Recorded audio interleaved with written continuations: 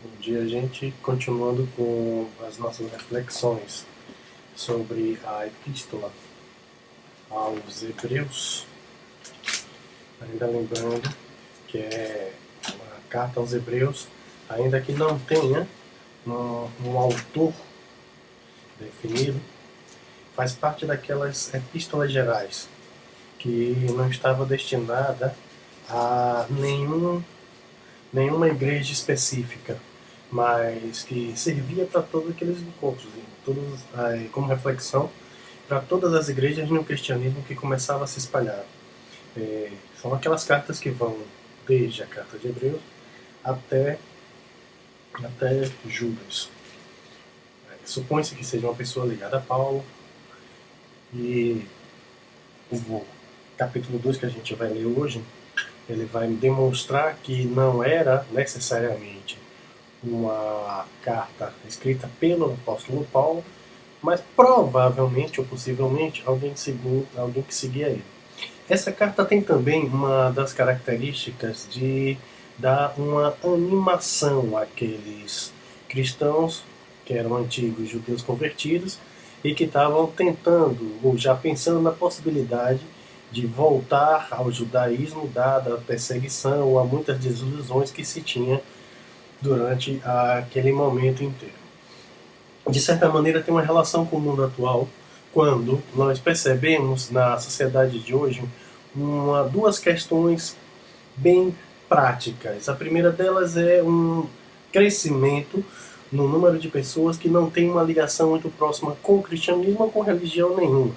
Cresce na atualidade o número de ateus, ou de agnósticos, ou daqueles que simplesmente acreditam, mas não tem nenhuma religião, ou não segue a nenhum princípio religioso. Acreditam, mas se também não acreditasse, não faria muita diferença.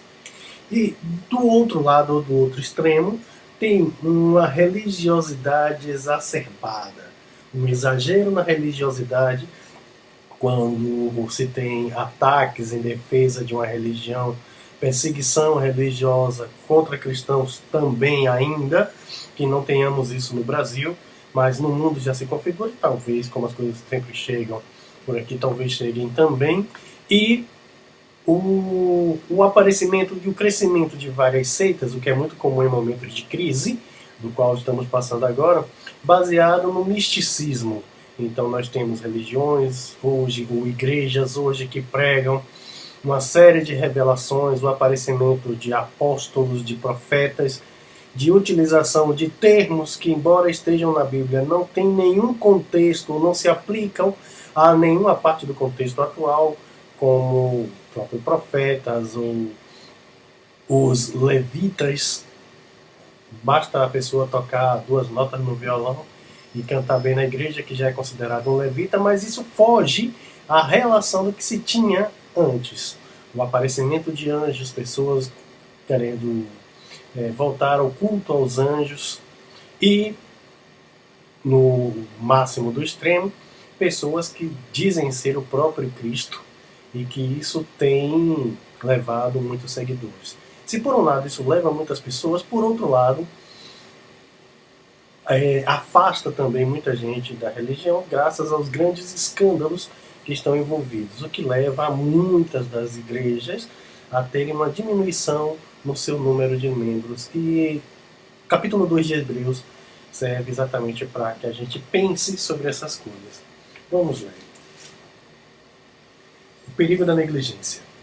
Por esta razão, importa que nos apeguemos com mais firmeza às verdades ouvidas, para que delas jamais nos desviemos. Se, pois, se tornou firme a palavra falada por meio de anjos, e de toda transgressão e desobediência recebeu o justo castigo, como escaparemos nós se negligenciarmos tão grande salvação? A qual, tendo sido anunciada inicialmente pelo Senhor, foi-nos depois confirmada pelos que a ouviram, dando Deus testemunho juntamente com aqueles, por sinais, prodígios e vários milagres, e por distribuições do Espírito Santo, segundo a sua vontade. Pois não foi a anjos que sujeitou o mundo que há de vir, sobre o qual estamos falando. Antes, alguém, em certo lugar, deu pleno testemunho, dizendo: que é o homem, e que deles te lembres, ou o filho do homem o que vistes, fizeste um pouco menor do que os anjos.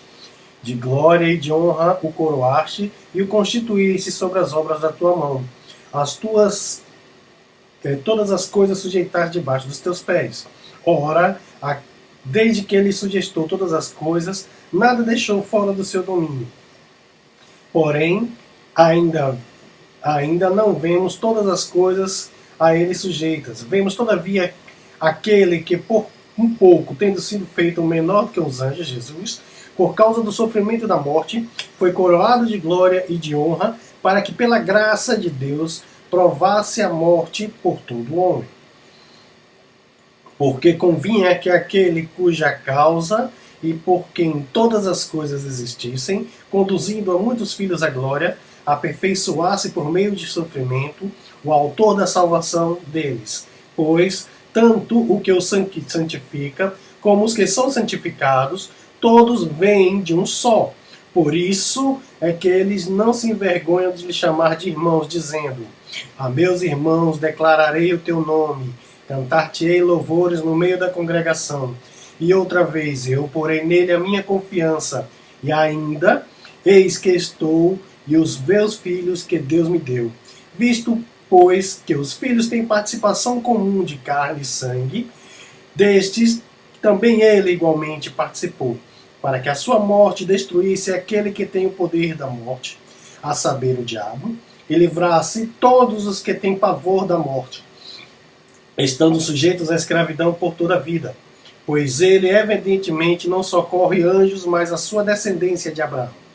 Por isso mesmo, convinha que todas as coisas se tornassem semelhante aos irmãos, para ser misericordioso e fiel, sumo sacerdote das coisas referentes a Deus, para fazer propiciação pelos pecados do povo.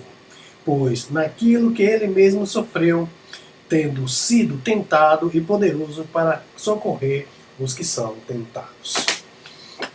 O capítulo 2 de Hebreus, ele vai sustentar nesse momento, um momento onde havia um abandono ao cristianismo, um retorno ao judaísmo por uma série de razões, entre elas as perseguições, mas isso também pegava junto a negligência.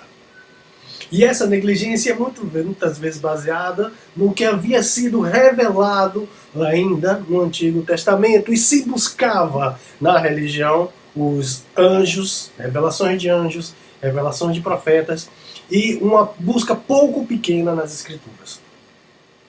O autor de Hebreus, nesse momento, está dizendo que aquilo que Cristo pregou, que não negava o que havia sido feito antes, mas reforçava o Antigo Testamento, as obras da antiga, os textos da antiga aliança, e também pelo que foi dito pelos que estavam com ele, os apóstolos. Talvez é por isso uma das razões que não se acredita que tenha sido Paulo ou um dos apóstolos que explicaram. Ele vai falar que a palavra foi revelada primeiro a Cristo, depois àqueles que seguiam de primeira mão. Então a carta aos Hebreus foi escrita por uma pessoa de terceira mão já, alguém que foi convertido depois pela palavra dos apóstolos. Isso está no capítulo 2, versículo de 1 a 3. A partir do versículo 4, a força está na revelação de Cristo por meio das Escrituras. E uma vontade, um desejo do próprio Cristo que essas Escrituras fossem levadas a todas as criaturas. Não mais pela revelação de anjos ou de profetas, mas pelo que já havia sido dito e o Novo Testamento, ou as novas Escrituras sendo dadas. Ou seja, não necessitava mais que fossem ditos novas profecias ou que os anjos viessem diretamente à Terra, porque o próprio Cristo já veio. E ainda que fosse feito um pouco menor do que os anjos, por meio da sua morte, por graça de Deus Pai, ele foi feito maior do que os anjos para a salvação da humanidade. Para esse então, a partir do capítulo 5 até o 18, vai haver um reforço nessa imagem de Cristo enquanto sumo sacerdote.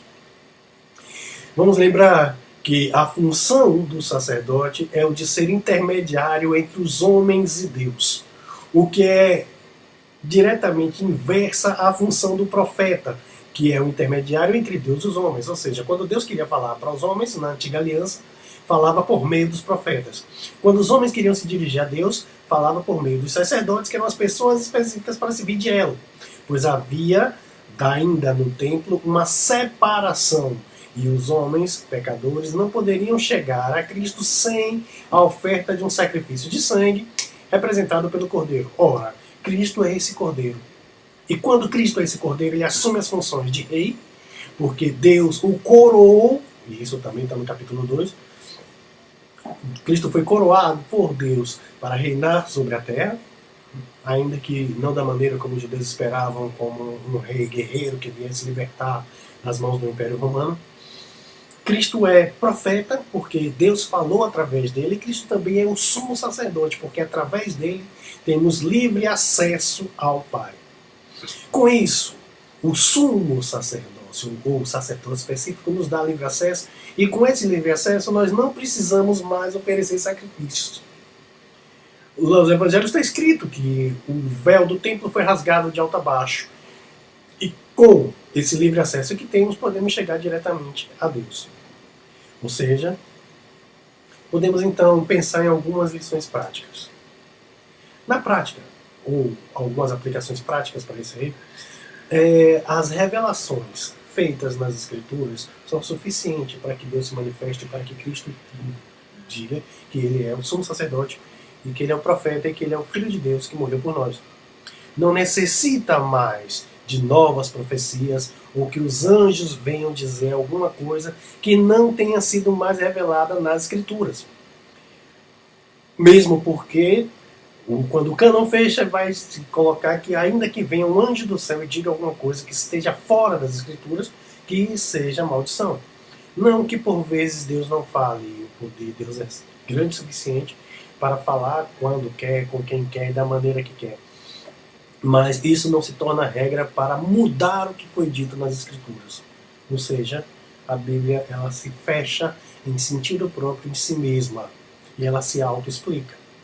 A segunda questão é que, como já não há mais a necessidade de um sacerdote que nos leve a Deus, nós temos agora a busca de uma vida de intimidade e de conhecimento.